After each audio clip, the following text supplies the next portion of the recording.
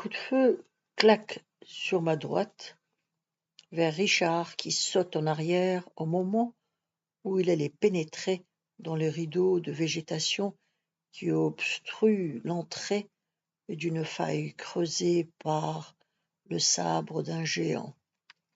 Les parois mesurent bien 5 mètres de haut. Je gueule « Halte ! On reste sur place !» Je me précipite vers mon sergent qui a perdu son chapeau de brousse dans le bond qui lui a sauvé la vie. Je rends rapidement compte à Forster et à Scipion par radio. Je reçois l'ordre d'exploiter immédiatement, avec les moyens du bord, car ils ne sont peut-être pas tous au même endroit. À nous de jouer. Dans une décharge d'adrénaline, je grimpe sur la ligne de crête qui domine la trouée pour essayer d'évaluer la situation et décider d'une idée de manœuvre. Je ne prends pas de risque inutile. Je me place dans un angle mort par rapport à ceux qui sont au fond. De mon perchoir, je vois tous mes hommes, un genou à terre. Ils ont les yeux fixés vers moi, attendant les ordres. Personne ne bouge. Je vais les grenader avec des OF. C'est des grenades offensives destinées à neutraliser l'adversaire par effet de souffle. Je fais sauter les pressions des 2 compartiments de toile de mon porte-grenade sur ma cuisse gauche. Je dégoupille successivement mes 4 OF, que je balance très vite d'un court mouvement pendulaire en contrebas en direction, je l'espère, car je ne vois pas grand-chose, de ceux qui ont failli buter Richard. 4 puissantes détonations font trembler le sol, envoyant à plusieurs mètres de hauteur des gravats, des branchages, dans un nuage de poussière. Ça gueule en dessous. Ils en ont pris un coup, mais ils ne sont pas hors de combat. Je rafale au PM, mais mon angle de tir n'est pas bon. Si je me penche davantage, je vais découper en silhouette, et ils me tireront comme un lapin. Je n'ai pas l'âme d'un héros. Je jette un coup d'œil vers Richard, que je vois bouger. Je constate qu'en compagnie de 2 stagiaires, il fonce en ouvrant le feu et disparaît dans la galerie. Je ne lui aurais jamais intimé l'ordre de donner l'assaut, c'est trop dangereux. C'est une initiative personnelle. Bon Dieu, il va recevoir une engueulade monumentale s'il en ressort vivant.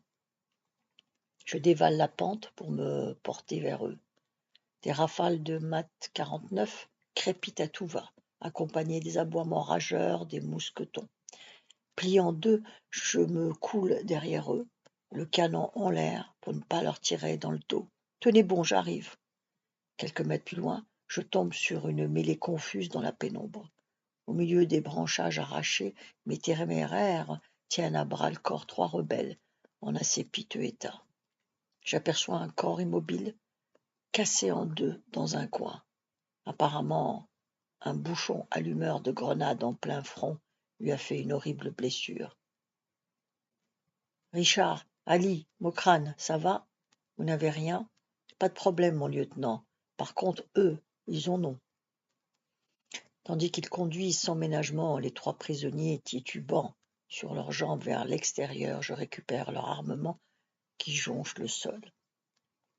Un fusil de guerre 303, 2 fusils de chasse et un Colt 1143 accompagné d'une musette de grenades quadrillées pris sur le cadavre. L'effet de souffle a joué. Ils étaient pratiquement KO. Dans la fusillade, un rebelle a reçu une balle dans l'épaule. Il grimace de douleur, les 2 autres sont indemnes. L'initiative courageuse de Richard et de ses 2 acolytes s'est produite au bon moment, car les Fels n'étaient pas en état de riposter. Autour du groupe des prisonniers qui commencent à récupérer et à nous lancer des regards haineux, c'est la pagaie. Les autodéfenses les injurient, les mettent en joue avec l'exagération des orientaux. C'est trop facile. Arrêtez vos conneries. L'arme au pied. Chatoise, entrez en liaison radio avec le PC bataillon et demandez que l'officier de renseignement vienne prendre livraison de sa marchandise. Richard, surveillez-les de près. À la moindre tentative de fuite, abattez-les immédiatement. Bien, mon lieutenant, comptez sur moi. C'est qu'ils ont failli m'avoir, ces salopards. C'est la guerre, mon vieux. À propos, qui vous a donné l'ordre d'exploiter la situation? Vous êtes quand même gonflé. J'ai obéi à une impulsion. Du reste, Ali et Mokrane me précédaient. Vous avez eu de la chance. Je vous proposerais pour une citation, mais vous auriez pu l'avoir à titre posthume. Au pas de gymnastique suivi de son groupe, Scipion déboule et à la vue du bilan s'exclame: « Bravo les gars! Pas de casse chez nous? Non, mon lieutenant. 2 stagiaires ont donné l'assaut avec Richard, sans attendre les ordres. » Je les mets rapidement au courant de l'accrochage. Ali et Mokrane font les modestes, mais je vois qu'ils se pavanent au milieu de leurs camarades jaloux comme des poux. Chatoise, désignez 4 hommes pour ramener le cadavre. Quelques instants plus tard, la dépouille sanglante de celui qui n'a pas eu de chance gît sur le sol, non loin de ses camarades.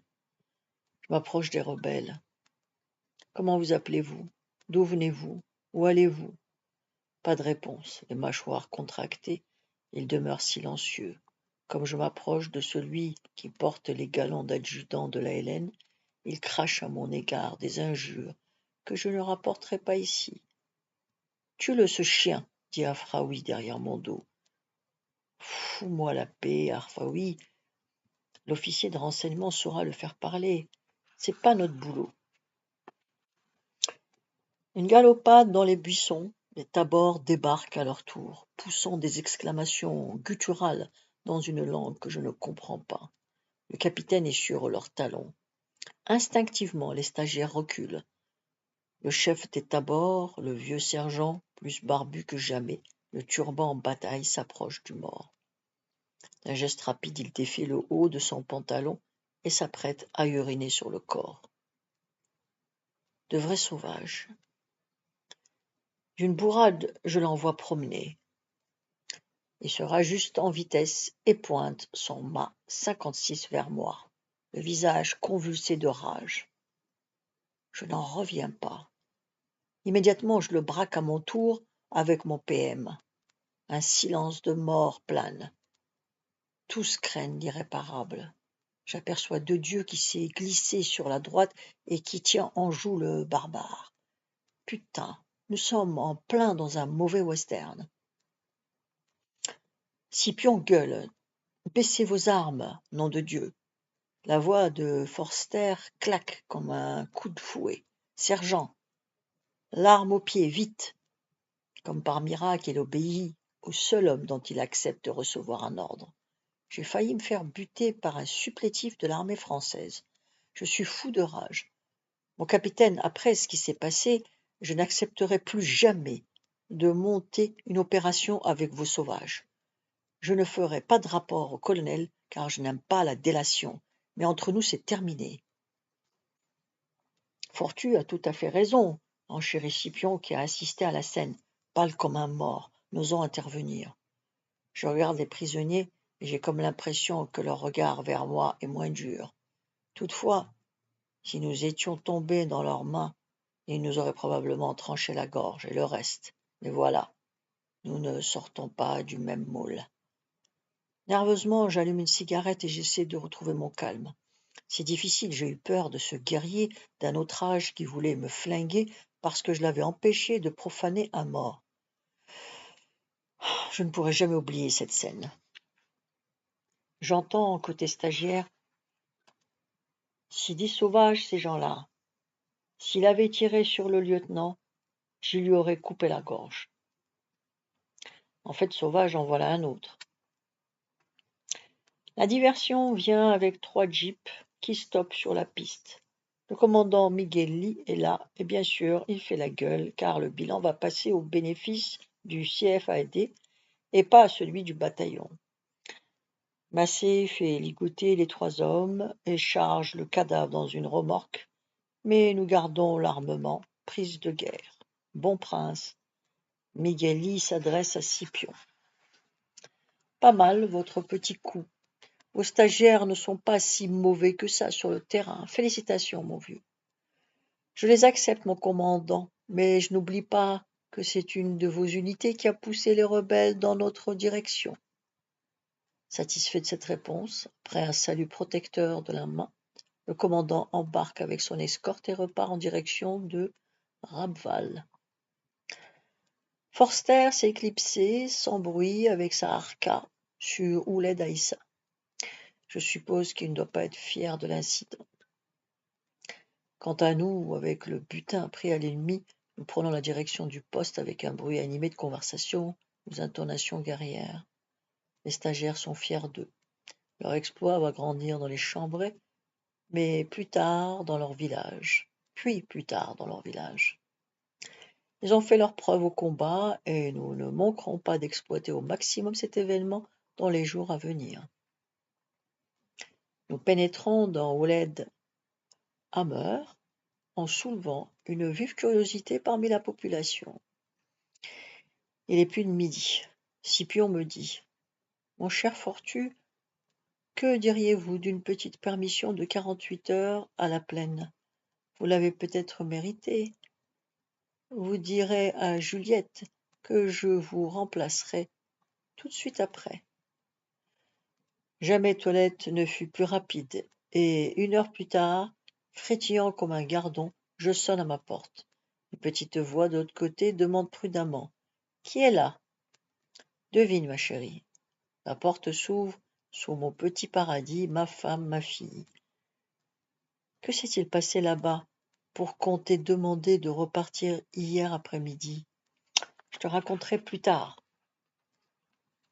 Ce fut une très belle permission. Dans 15 jours, 5 villages de la montagne accueilleront leur groupe d'autodéfense. Il ne sera pas livré à lui-même et solidement encadré par l'armée. Mais pour combien de temps ? Se montreront-ils à la hauteur de leur tâche ? Tout porte à le croire, mais nous devons être les tuteurs de leur action. Très prochainement, 60 sortes de formations fonctionneront à plein rendement, comme le nôtre. Nous tisserons une véritable toile d'araignée sur l'ensemble du territoire. Pas un seul village ne sera oublié. Notre programme se poursuit tel qu'il était prévu. Les discussions sur le référendum d'autodétermination sont les plus difficiles à conduire car les stagiaires ne comprennent pas bien pourquoi on va leur proposer 3 options. J'en veux pour exemple l'intermède homérique de ce matin. Pourquoi un référendum puisque nous avons choisi d'être français ? Si Mohamed, la France est une démocratie. C'est quoi ce que tu dis, la démocratie ? C'est le peuple qui décide, qui choisit en votant. C'est ça la liberté. Mais pourquoi ? Comme tu l'as écrit au tableau, il y aura 3 possibilités. La francisation, la fédération franco-algérienne ou la sécession. C'est du charabia pour moi.